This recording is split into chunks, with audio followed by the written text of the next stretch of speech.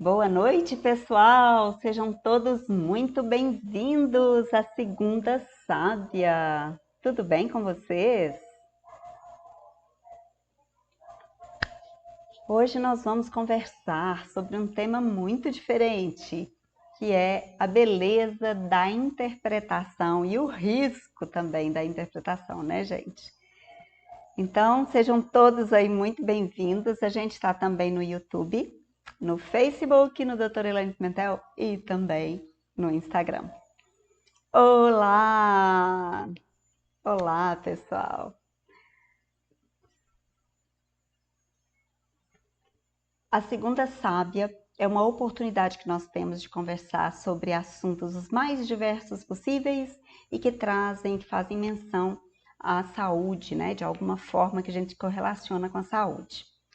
Como as coisas que eu converso são coisas muito diferentes, vou falar assim, são coisas muito diferentes, então hoje nós estamos trazendo um assunto que é o assunto da interpretação. A gente vai contar essa história. A gente está fazendo a mentoria em constelações sistêmicas, né? E durante a mentoria, a Mari, que também participa, que é minha assistente, super assistente, ela vai e fala assim para mim, doutora Elaine, por que você não fala sobre interpretação?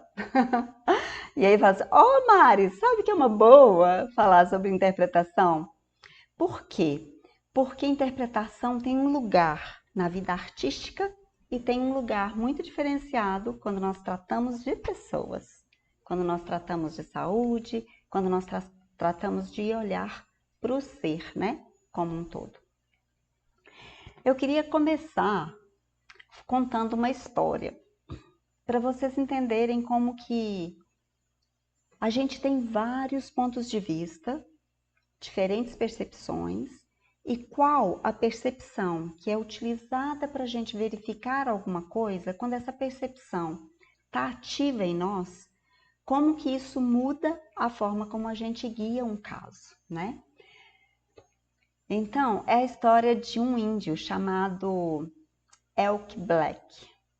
Ele era um jovem Sioux, ele tinha cerca de 9 anos, antes daquele tempo em que a cavalaria americana, né, encontrou o Sioux e tirou essa possibilidade desse povo sustentar e sobreviver a essa realidade, né?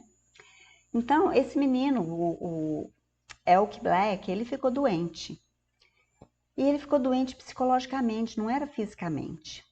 Ele começou a tremer muito. E aí as pessoas da tribo começaram a imobilizá-lo e a contê-lo. A família ficou muito preocupada. Então mandou vir um xamã de outra tribo, né? Mas um xamã que ele também teve, quando ele foi jovem, algo desse tipo que o afligiu tanto que ele precisou de ser também tratado naquela época. E aí, esse xamã, em vez de ele tirar o que poderia ser chamado de maligno, né, do corpo do menino, ao invés de livrá-lo dessas divindades, ele tratou de fazer essas histórias, né, essas situações se adaptarem. Então, é como se ele tivesse, ao invés de tirar dele o mal, tivesse adaptado o mal para que ele não perdesse os poderes que ele carregava dentro de si enquanto xamã, né, também. Que no futuro ele veio se tornar um xamã. Então, o que essa história nos diz, né? Você pode tratar de uma pessoa mentalmente adoecida tirando dela o problema. Mas talvez você tire dela o poder. Olha que coisa mais linda que é esse aprendizado, né, com o xamanismo, né, com as histórias indígenas. A conexão, ela deve ser confirmada, ela não deve ser interrompida. A visão, você tem que ter o direito de ver com o seu terceiro olho. Você tem que ter o direito de ver para além e não ficar impedido de ver aquilo que você pode ver. Então ele conta, né, que ele teve uma visão, e essa visão foi muito forte para ele, e que na visão, eu não vou contar a história toda porque ela é bem longa, mas vou contar que ele falava o seguinte: eu via a mim mesmo na montanha do centro do mundo, o lugar mais alto. E tive uma visão porque eu estava vendo de modo sagrado o mundo. Mas a montanha, e essa é a parte mais bonita, a montanha do centro do mundo está em toda parte. Isso é a coisa mais bonita desse conto. O centro, ele está aí, diante de você, na outra pessoa. Então, você é a montanha do centro, e a montanha do centro está em todo lugar, em toda parte. O que a gente tira de lição dessa história, né? Talvez algo como foi dito por Nietzsche, que ele diz o seguinte: tome cuidado para que ao você desfazer dos demônios, você não se desfaça também daquilo que há de melhor em você. Quando a gente vai fazer uma limpeza de uma casa, uma faxina bem boa, né? Imagina você limpando uma casa, fazendo uma faxina bem boa. Você vai tirar dali todas as sujeiras, os resíduos, as coisas inconvenientes que você quer limpar. Mas ao mesmo tempo, você vai tirar um pouquinho de parede, você vai tirar um pouquinho de piso nessa faxina, não é assim? Então, o que a gente está buscando e trazendo para essa compreensão? Se você tira muito, você vai ficar sem algo que talvez seja importante. Interpretar pode gerar um caminho em que você perde muito, porque a essência, ela não está na nossa mente. A essência está na nossa alma. Então vamos respirar fundo, né, para a gente continuar esse papo, porque ele é muito profundo mesmo e ele até me toca muito.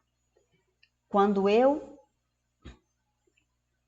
interpreto um paciente, eu interpreto uma situação de um doente, eu corro o risco de estar trazendo a minha verdade para a situação.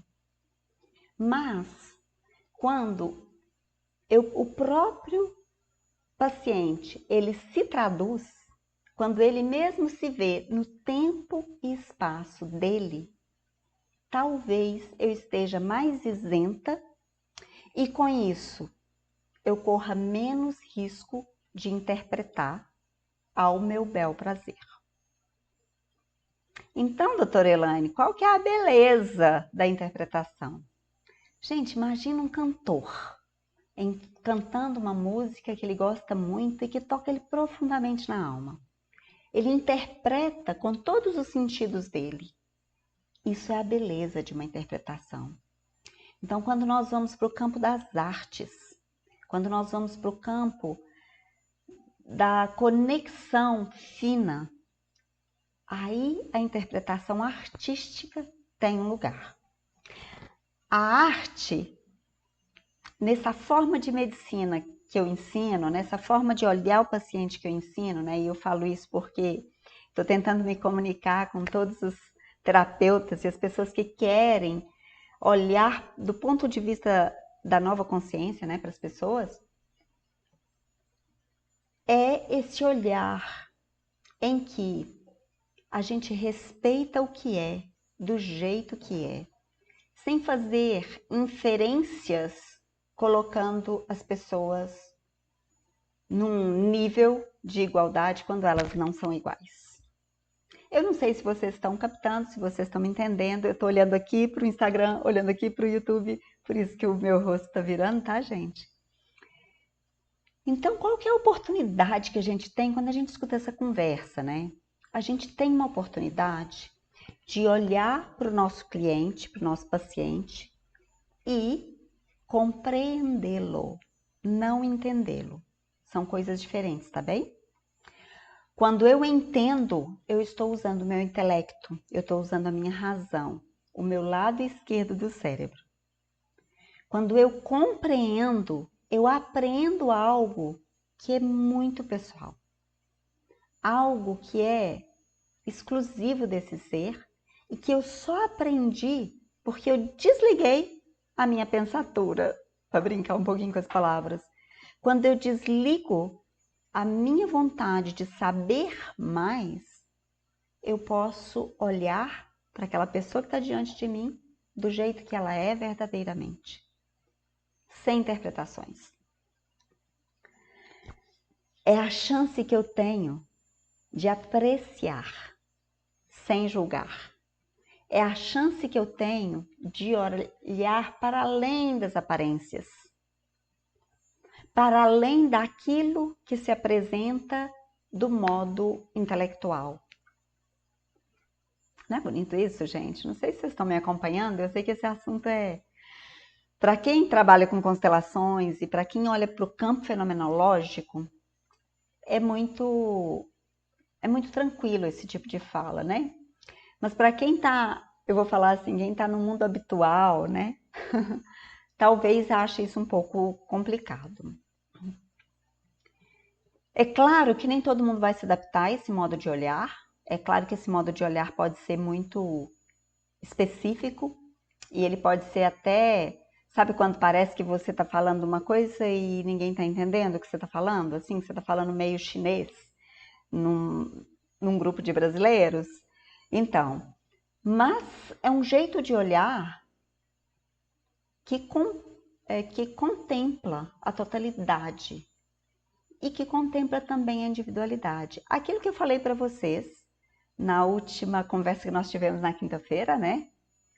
Que olhar essa totalidade, essa individualidade, é olhar para o paciente de uma forma tal que ele vai se sentir acolhido, ele vai se sentir completamente olhado e você não vai precisar saber muito, mas você vai precisar estar disponível para esse campo sistêmico, para esse momento único, que é esse encontro entre duas pessoas, né? Já foi aquele tempo em que o médico ou em que o terapeuta, tanto o médico quanto o terapeuta, ficavam bem afastados e não podiam se misturar com o cliente, o paciente, né? Já foi aquele tempo em que o médico era grande, né? E o paciente era menos saber, né? Esse tempo está passando, porque o conhecimento, pessoal, ele está completamente acessível para todas as pessoas. Qualquer um sabe qualquer coisa que quiser, simplesmente clicando uma tecla. Não é mais conhecimento que é o fino da história. O fino da história agora é o como, é a experiência. É qual experiência que nós vamos levar para aquele ser, para que ele realmente encontre-se melhor do que ele entrou. Ele saia da consulta melhor do que ele chegou. E a gente só vai dar isso para ele por meio da experiência dele. A nossa experiência vale como história, mas não vale como verdade para o outro.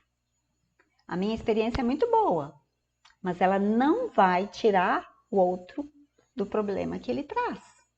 Para isso, eu preciso dar ao outro a experiência que ele precisa ter para ele fazer a travessia do rio.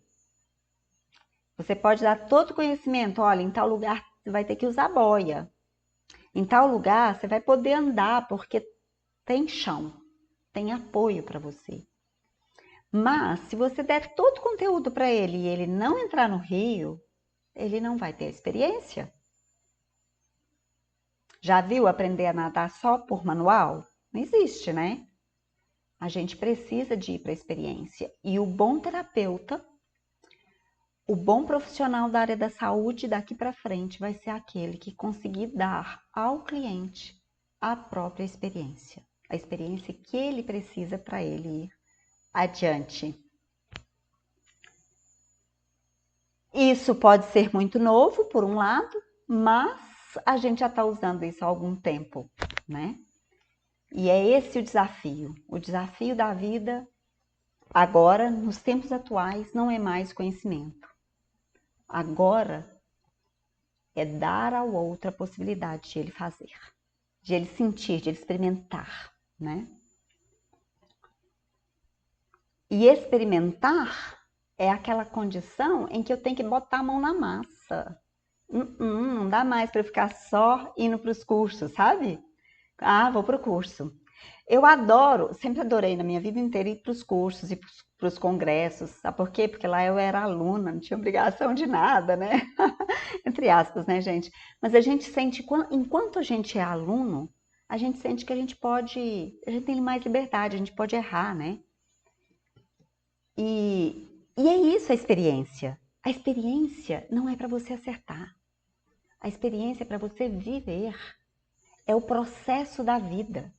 Não é o momento da chegada exatamente. Claro que toda vez que a gente se coloca num caminho de desenvolvimento, a gente está pensando em chegar em algum lugar. A gente tem um ponto de partida e a gente quer chegar num ponto de chegada. Mas a gente vê quando a gente chega no ponto de chegada é que o que valeu foi a experiência. Foi o que estava entre a partida e a chegada.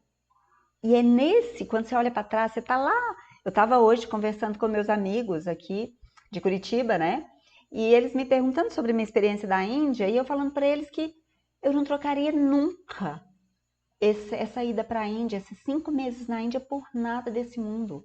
Porque eu vivi coisas dentro de mim, experimentalmente, que ninguém podia me dar. Se eu não tivesse ido para lá experimentado, eu não saberia o que eu sei hoje. Esse é o valor da experiência. Eu não sei se vocês conseguem compreender. Vocês devem saber. Eu me lembrei agora de uma situação que eu vivi muito, muito tempo antes. Eu me lembro de quando eu era adolescente e assistia as novelas. E nas novelas passava muitas histórias do Rio de Janeiro, então eu via o calçadão do Rio de Janeiro. Eu falava, uau, olha o calçadão do Rio de Janeiro e tal. Eu só, de verdade, entendi em mim, incorporei a experiência do calçadão quando eu pisei no calçadão do Rio de Janeiro. Vocês entendem isso? Agora eu acho que eu estou fazendo mais sentido, né? Estou chegando mais próximo de vocês, talvez. A ideia é, se eu vivo, eu registro em mim algo que ninguém pode me dar, por maior e mais gabaritado que essa pessoa seja, para me dar conhecimento. Pode ser um grande professor. Mas se eu não vivi, eu não incorporo. Aquela velha história que a gente conta da direção, né? Quando eu estou aprendendo a dirigir um carro, eu tenho que pensar muito. Onde que é a embreagem, onde que é a marcha, seta para a direita, para a esquerda, onde que fica, como é que faz, como é que limpa o farol, como é que limpa o para-brisa se chover, não é? Mas quando eu vivi a experiência várias vezes, quando eu repeti aquele processo várias vezes, eu incorporei o conhecimento. E à medida que eu incorporo o conhecimento, o que acontece comigo? Eu não penso mais. Eu não preciso pensar. A experiência está comigo. E ninguém pode falar que eu não sei dirigir. Ninguém mais pode dizer isso. Nem eu mesma posso dizer isso mais. Então chega aquele momento em que de tanto praticar, a gente chega à clareza daquele conhecimento. Pela experiência. Nem sempre a gente vai conseguir isso apenas nos livros e apenas pelo Google. Tá certo? A oportunidade aqui é de sentir, é de perceber, é de olhar para si mesmo, porque quando o terapeuta está ao mesmo tempo em si, durante um atendimento, ele está em si e no atendimento ao mesmo tempo, ele sabe exatamente o que fazer, qual é o próximo passo, qual é a próxima pergunta, qual é o próximo desafio que ele vai viver. Mas se ele está apenas no intelecto, ele vai simplesmente robotizar a questão, robotizar o atendimento. E aí vai ser só mais um, não é? Aí vai ser só mais um, tá certo? Enquanto terapeutas, quanto mais nós conseguirmos olhar para nós mesmos, quanto mais nós fizermos a travessia do rio, quanto mais nós experimentarmos, mais prontos nós vamos estar para realmente servir ao ser do jeito que ele é, sem interpretar. E ao mesmo tempo, agora, para mim a cereja do bolo e ao mesmo tempo sermos artísticos. Porque nesse caso, o que é ser artístico? Na medicina ou no atendimento a um cliente? Não é interpretar, mas é permitir aquilo que seja. Que aquilo que acontece seja do jeito que é. E que eu possa favorecer esse caminhar sem tirar desse ser aquilo que pertence a ele, que é grande para ele, que é importante para ele, que é o modus operandi desse ser que o qualifica, que o diferencia. A gente tende a normalizar, a gente tende a colocar todo mundo no mesmo nível, mas isso não é o que se propõe. Um trabalho em que nós respeitamos o ser do jeito que as coisas são, do jeito que ele é. Tá certo? Esse é o caminho, então.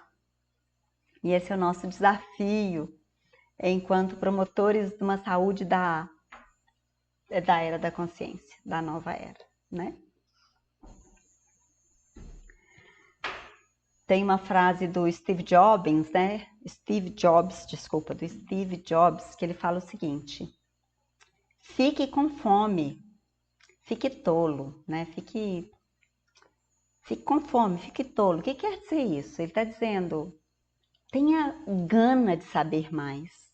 E ficar tolo para de pensar que você sabe tudo. Para de pensar que para de ter ideias. Então, se você está diante de um ser com toda aquela grandeza que ele traz, com todo aquele conteúdo que ele carrega dentro de si, e você simplesmente coloca os seus conteúdos para ele, qual aprendizado que você vai ter, não é? Fique com fome, quer dizer, fique com vontade de saber mais. Queira mais. Fique tolo, imagina que você não sabe nada mesmo, porque de verdade, do outro, a gente sabe nada, pessoal. A gente não pode crescer, né? Ou a gente não pode sustentar essa arrogância de achar que a gente sabe muito do nosso cliente. A gente sabe nada. Ele sabe alguma coisa de si. E isso é o que a gente quer promover. Que ele saiba e sustente esse saber. Porque isso faz parte dele. Uma mente que diz que sabe muito é uma mente rígida. E não é isso que nós queremos. Nós queremos flexibilidade. Não sei se vocês se lembram, em uma live eu disse sobre aquele termo lindo do Dr. Deepak Chopra, quando ele diz que a saúde é a flexibilidade infinita da consciência. A hora que eu consigo flexibilizar de forma infinita tudo, é quando a incerteza deixa de ser um grande problema. É quando aquilo que pode ser vale tanto quanto aquilo que eu quero ter certeza. E a gente então olha para isso de uma forma... A gente olha para cada coisa e para cada pessoa de uma forma nova. Porque a gente abre mão dos nossos julgamentos. A gente abre mão dos nossos conceitos, dos nossos preconceitos, daquilo que a gente acha que é o ideal. Quantos de nós, né, no dia a dia da nossa vida, achamos que o ideal para o nosso filho, para o nosso marido, e etc., para as pessoas à nossa volta, que o ideal é XYZ. E a gente quer impor aquela verdade para aquelas pessoas. E às vezes o que elas querem, não é nada daquilo. Como é que a gente pode apoiar sem interpretar e sem julgar o que é verdade para o outro? Então, a ideia aqui, eu gostaria de trazer essa coisa, né, de que a ideia aqui é nós não a gente interpretar uma peça teatral com as inúmeras possibilidades de olhar que a gente tem dentro da gente, não é? Porque é para isso que serve a arte. Mas na hora que a gente estiver diante do nosso paciente, a hora que a gente estiver diante do nosso caso, a gente permitir que esse ser seja, contudo, do jeitinho que ele é. Eu me lembrei agora de uma experiência, enquanto eu estou falando aqui da arte, né? Eu me lembrei de uma experiência que eu tive em Londres. Eu saí uma tarde, como se eu fosse, assim, cidadã londrina, sabe? Aí eu saí, peguei ônibus. Eu não tinha pegado ônibus ainda, sozinha. E eu saí sozinha, peguei ônibus e falei, eu quero ir ter uma experiência com Monet. Monet estava em foco numa galeria e eu falei, eu quero passar a tarde com Monet. E eu fui para lá, sozinha. E eu fiquei diante daquelas telas, como se eu fosse... Vocês entendem quando a gente está assim, uau, sabe? Eu fiquei lá, diante daquelas telas. Eu parava um tempo numa, um tempo na outra, e eu me deliciava com aquilo, tentando absorver. Veja, a arte, ela é atemporal. Por que um ser humano, quando está diante de mim, não seria? Porque tudo que ele viveu, do jeitinho que ele viveu, não existe em outro lugar. Isso é único, então isso é artístico. Ah, gente, isso é lindo demais, né? Fala sério. Fico até apaixonada com esse assunto. É essa associação, sabe? De quando você leva todo o seu ser para a experiência artística e também você leva todo o seu ser para a experiência com o seu paciente. Sem determinar, sem controlar, sem dominar. Porque é isso que é o fino da história, é a arte. Não é? Muito bom, como é que vocês estão aí? É, Monet é maravilhoso. Isso mesmo, é lindo demais. Aqueles jardins, né, gente, pintados, e a gente já sente que a gente está no jardim mesmo, de verdade. Pronto, pessoal, eu queria trazer essa imagem, assim, da beleza e ao mesmo tempo do risco de a gente interpretar.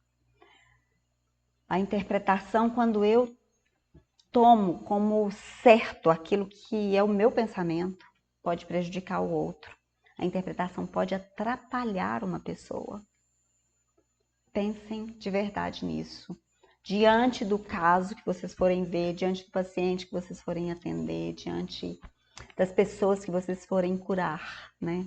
Ajudar no processo da cura, tá bem? E também, como pacientes, eu sei que tem pessoas aqui que estão como pacientes, né? Como paciente também, comece a escolher como que você quer ser tratado, como que você quer ser cuidado. Como é que você quer ser visto por um profissional da área da saúde, né? Você já quer estar embarcando no universo da era da consciência? Ou você ainda está atrasado no tempo, lá no tempo do materialismo cartesiano, do atendimento médico, em que o corpo é só uma máquina e a gente precisa de consertar a máquina velha, hein? Quando a gente não pensa assim, então quando a gente sai do materialismo, a gente entende por que envelhecer não significa adoecer, não significa entrevar, não significa ter problemas. Não, ao contrário. A gente ganha tanto à medida que os anos passam. É ou não é verdade? Existe ganho em todas as idades. E a gente, sabendo aproveitar cada fase da nossa vida, a gente vai ter muita história para contar para frente. E é isso? Me empolguei aqui, né, gente? Vocês perceberam, né? Uhul! Me conta aqui se vocês têm alguma pergunta para me fazer, se tem alguma dúvida. Parece que tem uma perguntinha aqui, deixa eu ver. Não, não é pergunta, não. Se vocês quiserem me fazer alguma pergunta sobre esse assunto, eu vou falar e eu vou aproveitar para reafirmar o que a gente está trazendo para vocês nesse momento. Para você que é terapeuta, para você que é profissional da área de saúde, médico, enfermeiro, coach, constelador, todos vocês que querem aprimorar esse olhar a respeito do paciente. Se você realmente entende que vale a pena entrar nessa era da consciência, levando para o seu cliente tudo isso que a era da consciência nos permite, então a gente está oferecendo para vocês o Helping Helpers. Não é difícil falar essa palavra, vai, gente? Helping Helpers. Tá bom? Que é ajudar o ajudante. Esse título, esse nome, veio para mim durante uma meditação e trouxe para mim essa ideia de estar de novo voltando para aquilo que eu amo fazer, que é ensinar as pessoas a cuidarem. Eu amo fazer isso. Então, esse cuidado, né, é uma coisa que eu consegui ter maestria ao longo desses quase 30 anos de medicina, né? E alguma coisa que eu sei que eu posso ajudar, eu posso passar à frente, eu posso... E convido vocês para virem comigo, tá bem?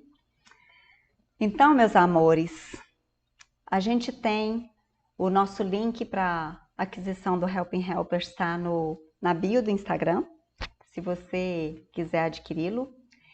E a gente tem bônus muito especiais. O Helping Helpers é uma mentoria. Ele não é um curso gravado. Ele é uma mentoria online e ao vivo, que a gente vai fazer num mês, com muitas oportunidades de tirar dúvidas, de treinar, de experimentar. E vocês vão ter a oportunidade de crescer muito nesse caminho, tá? A Fátima está falando assim, maravilhoso o que você disse. Falo com as pessoas que metade da cura está na vontade dela de se curar. Exatamente. Metade da cura, e eu posso dizer, tá, Fátima, que se a pessoa sintonizar com a essência dentro dela, ela consegue se curar sem o terapeuta. Esse para mim é o ideal. Sabe o terapeuta quando o terapeuta é desnecessário? A pessoa sabe onde ela precisa ir. A gente só precisa de ajudá-la nesse desenvolvimento. Nosso trabalho é pequeno. O trabalho de quem está evoluindo, sim, esse trabalho é bem grande. A Ruth está perguntando, o que nos orienta para não interpretar o outro? Seja tolo, seja tola, seja faminta, né? Be hungry, be full, que é a frase em inglês, né? O que é isso? Para de agir como se você soubesse tudo, como se você dominasse a situação. Quando você está diante do outro, do sofrimento do outro, você não sabe nada, você não domina nada, você não passou pelo que o outro passou, você não tem essa experiência. Você tem a sua experiência, mas você não tem a experiência do outro. Você não sabe o que está acontecendo lá dentro, né? Lá no fundo. Eu dei esse exemplo para o meu grupo de mentoria esse final de semana, quando uma pessoa fala para mim assim, e aí eu senti como se fosse uma explosão. E aí eu falo para ela, o que é explosão? E aí ela fala, explosão é quando a gente sai correndo. Que jeito interessante de falar sobre explosão, né? Mas isso é pessoal, isso é daquela pessoa. E é digno de nota. Mas se eu falar assim, eu sei o que é explosão. Explosão é quando a gente solta uma bomba. Pronto, eu coloquei essa pessoa num lugar comum, que é comum para mim. Mas eu não estou escutando o outro direito. Para eu escutar o outro direito, eu preciso ser boba, bobinha, tolinha. Perguntar, perguntar, perguntar. Tá, mas o que você quer dizer com isso? Tá. E agora? E o que você faz com isso? E como que é quando você sente assim? Qual que é a sensação do seu corpo, né? A gente vai dando para a pessoa a possibilidade dela se ver. E não a gente dar de presente para ela quem ela é, porque a gente não sabe, não é verdade? Fez sentido, Ruth, essa resposta aí para você, meu bem? A Fátima falou, acredito também, mas ainda algumas pessoas precisam de ser levadas com muito respeito. Suzana, médicos em sua maioria se acham deuses. Tem médico que a gente já entra no consultório e eles já te deixam intimidados. Você mal começa a falar o que você tem e eles já começam a fazer os pedidos de exames. Sim, Suzana, eu não sei, você está falando isso na condição só de pacientes ou você também é terapeuta? Me conta aqui. Isso é verdade. E às vezes, para eu não interpretar isso que você está falando, né? Às vezes eu posso pensar, eu posso investigar se o que essa pessoa que está me atendendo, o que ela tem também de dificuldade dentro dela para atender aquela situação, sabe? E é esse tipo de resposta, né? Ou de ensinamento, de aprendizagem que eu quero levar para essas pessoas, para que elas não tenham medo do que virá. Porque vocês vão de convir que a maioria de nós gosta de ter controle da situação. Fala a verdade. Na vida, gente, eu tô falando na vida, né? Entendi, Suzana?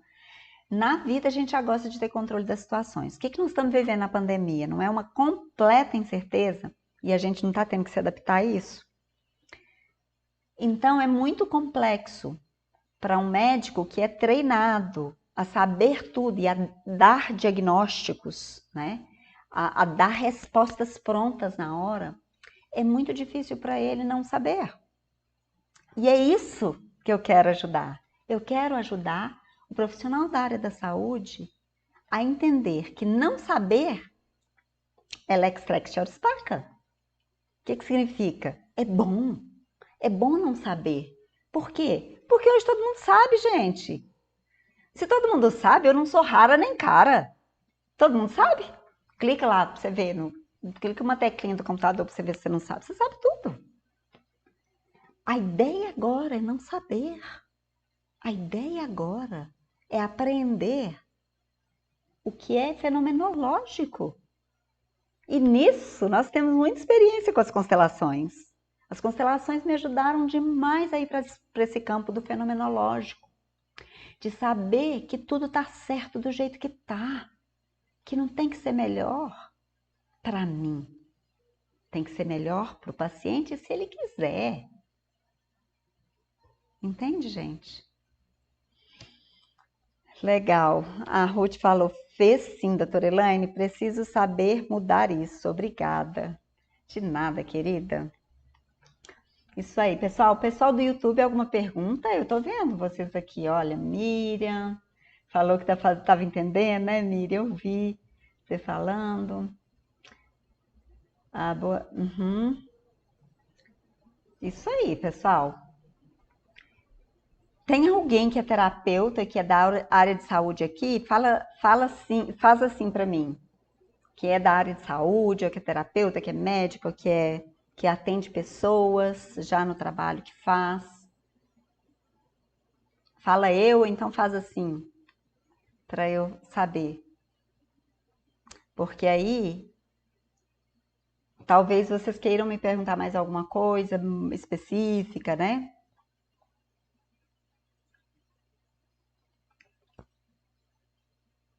Acho que não. O pessoal do YouTube tá bem quietinho, tá caladinho, ninguém tá falando nada. Meus amores, a segunda, deixa eu aproveitar enquanto não vem a pergunta para explicar. A segunda-feira é a segunda sábia, 20 horas. Toda segunda eu tô aqui para falar um tema com vocês e para a gente poder responder perguntas e abrir esse tema, que eu sei que é um tema novo. Teve uma pessoa que me deu um feedback assim, falando que parabéns pela coragem de trazer um tema tão diferente, né? E tão oposto à verdade que rege os atendimentos atualmente. E e que disse que gostou. E teve gente também que falou que não, que isso não interessava, que não era legal. Então, vai ter para todo gosto, assim como tem clientes para todo gosto. E aí o que a gente precisa alinhar é com a nossa verdade interna. Aquilo que tem a ver comigo mesma. Aquilo que eu quero realizar como proposta de trabalho para mim, porque me completa. E eu vou atrair o cliente que tem a ver com a minha proposta. A Fátima falou sim, que ela é terapeuta há 6 anos. Joia. E a Raquel falou que é terapeuta floral. Legal, gente. Aí, as terapeutas estão chegando. Fico feliz de ver vocês por aqui. A ideia é essa mesmo, é a gente abrir um jeito de olhar que seja muito amplo e que favoreça esse caminho de aprendizagem, tá? Então tá, meus amores, eu vou deixar vocês aqui. Ah, e eu ia falando, né? Segunda-feira sábia, 20 horas, aqui. Dia de quarta-feira, 7h37, a gente vai estar sempre também falando do que nós chamamos de prosperidade sistêmica, é trazer uma prosperidade para a vida organizacional, seja família, seja trabalho, o que for. E na sexta-feira, a gente tem o encontro do Chá Comigo. O Chá Comigo é aquela experiência com uma pessoa que queira ser atendida por mim num tema, num assunto, que queira tirar uma dúvida pessoal, uma questão pessoal, que queira trazer isso à luz e a público, né? Isso acontece nas sextas-feiras às 17 horas. E quem quiser participar disso, é só falar com a gente, que a gente tem espaço para esse tipo de trabalho. Se você é terapeuta e quiser me fazer alguma pergunta dentro da sua área de terapia, como posso trazer mais luz para isso, eu também topo. Eu também topo. Se você achar que, como terapeuta, você tem uma questão mais profissional e quer trazer essa questão profissional para a conversa, vamos lá, vamos encarar, tá bom? Pessoal, é isso que eu tinha para dizer hoje. Espero que vocês tenham apreendido algo disso tudo. E a gente fica por aqui, deixando para vocês um beijo grande, um abraço. E se você está assistindo essa live depois que passou, deixa seu comentário. E se você que assistiu agora quer comentar alguma coisa, coloca lá pra gente, tá bom? Seja no YouTube, seja no Instagram, e a gente vai seguindo. Muito bom. Tchau, tchau, pessoal. Beijos.